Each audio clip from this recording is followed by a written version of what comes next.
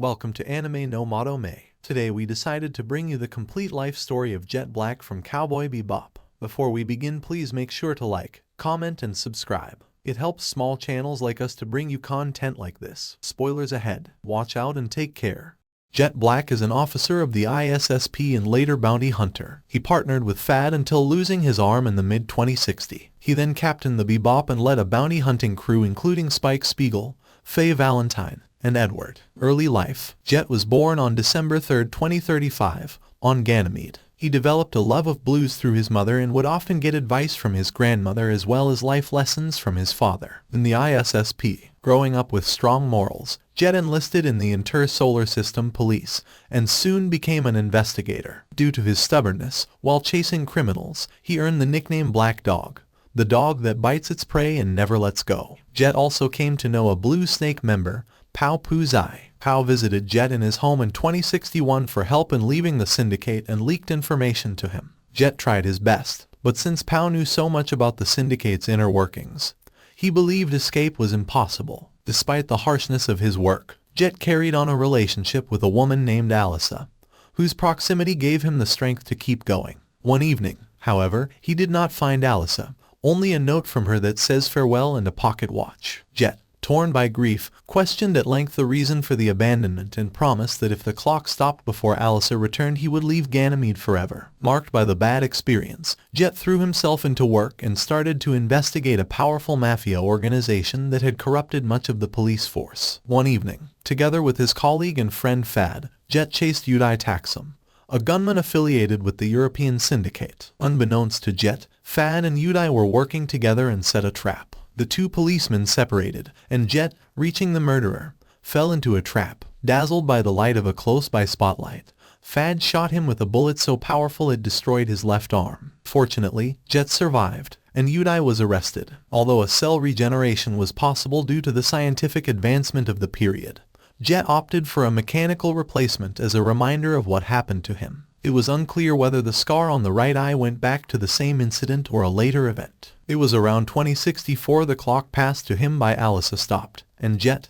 then disgusted with the corruption of the police force, decided to leave both Ganymede and the ISSP. He purchased a former fishing ship, which he named the Bebop, and then began to roam space as a bounty hunter. On the Bebop, Jet received a generally good reputation as a bounty hunter. After 4 years of the start of his new business, in 2068, he met Spike Spiegel, who became his partner and close friend. The two quickly became the most feared bounty hunters in the solar system. In 2071, Jet and Spike, after chasing a kidnapper of animals, came across Ein, a dog with almost human intelligence, whom they decided to adopt as a pet. Jet and Spike went to Spiders from Mars after a dream of Charlie Parker convinced him to try his luck at a casino. Jet won a good amount of money, however. Spike got into some trouble and the two jumped onto Faye Valentine's ship in order to escape. Jet then met Faye and decided to turn her in for the bounty. However, seeing as the poker chip Spike had was much more valuable,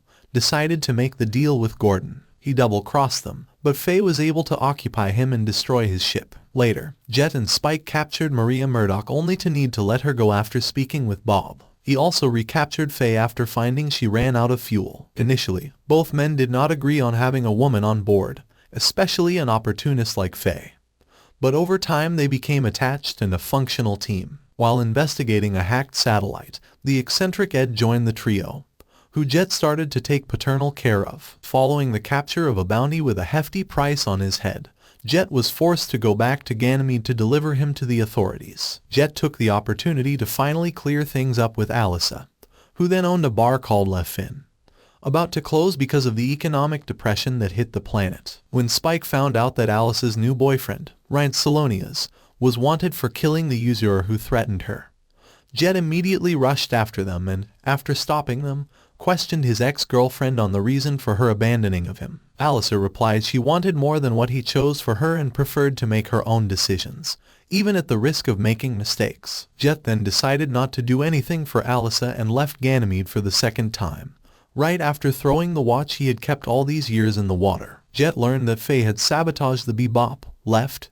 and taken their cash reserve. He followed her to Blue Crow on Callisto and tracked her to the Orlando apartments through a bartender at Rister House who had seen her with Gren. He was not present at the apartment and she was tied up and had to be released. He chastised her for taking the money but was surprised that it wasn't that much that she took. He also observed that she didn't sabotage Hammerhead, suggesting she wanted them to come after her. She dismissed it. During this ordeal, Jet learned about Julia, who had been at Rister House 2 years prior and was a friend of Gren. The crew's next bounty was on Astral Gate hackers, or rather, their mastermind. Jet caught a few including Jamie Lynn, Peter Ryan, and Turge Hackonson. They were only pawns, though, as additional information from Spike and Faye suggested. Interestingly enough, they held each game data pieces. It seemed that the Gate Corporation knew more than they let on, so Jet visited the CEO in a slick attempt to rattle him and discreetly leave a listening device to gain more information. He also saw Jonathan there, who had not been so clever. Nevertheless, he overheard Jet later finding the name Chessmaster Hex. As Edward confirmed she was playing him via e-chess,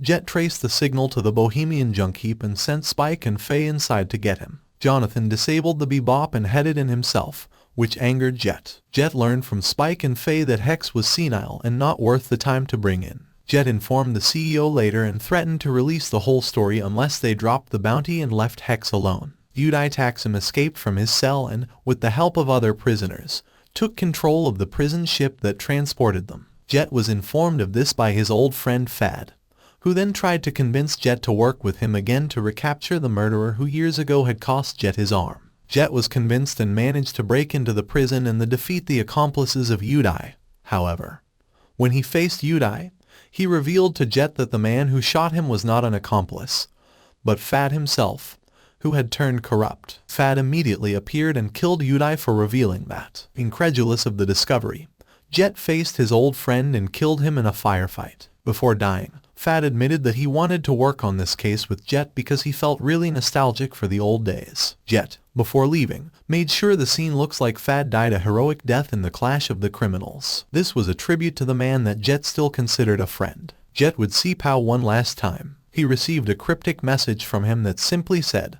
"Seek the holy beast of Onzon. I am where the 4 gods meet." While tracking him down, he found a tombstone suggesting he had died. He also met his daughter there, Pow Meifa, just before being attacked by Syndicate men. The two escaped to the Bebop where Meifa explained her father's apparent death. However, when she learned of the message, she was then convinced he was alive. Jet then helped Meifa decipher her father's message, which led them to him, stuck in a pocket in hyperspace. Jet learned the truth and they both said goodbye, as he couldn't be rescued. Jet found that Faye and Ed left the Bebop without telling him where they were going. At the same time, he learned of a large bounty on Appledelhi Sinas Hesep Lutfin. This led Spike and him to Earth where they found him surveying the ground. However, he was able to disarm them and subdue Spike. Just then, the Bebop arrived, having been controlled by Ed to their location. Jet realized the bounty was a plan by Ed to trick Jet into locating him when he realized the bounty was 50 wolongs instead of 50 million. The three went back to the ship when Appledelhi oddly rushed off in pursuit of another meteor. Then, Ed left Jet a pinwheel and left the ship for good. Jet and Spike decided to get a drink at the loser bar,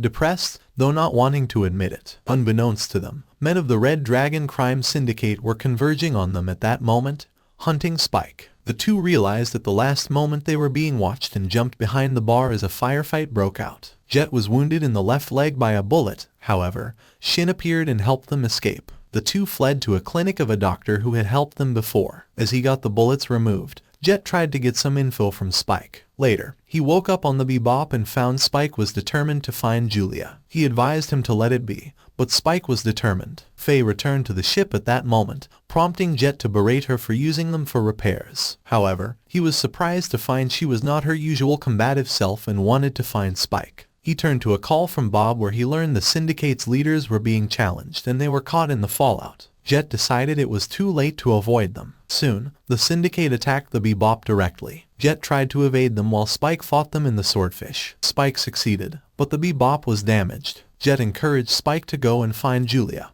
although aware it might mean he wouldn't see him again. Jet later went to Laughing Bull to see if he could find Spike, only to receive a dire prediction that his star would fall. He didn't have to wait long, since Spike returned, but only for ammunition before heading for the Red Dragon headquarters. At his request, Jet cooked him food for one last time. After the meal, Spike told the story of his life as a fairy tale. The two friends laughed one last time together. Then, leaving a note of melancholy, Jet lets Spike go to meet his fate. If you liked the video, then please like, comment and subscribe to support the channel. This will help us in bringing you more great content like this.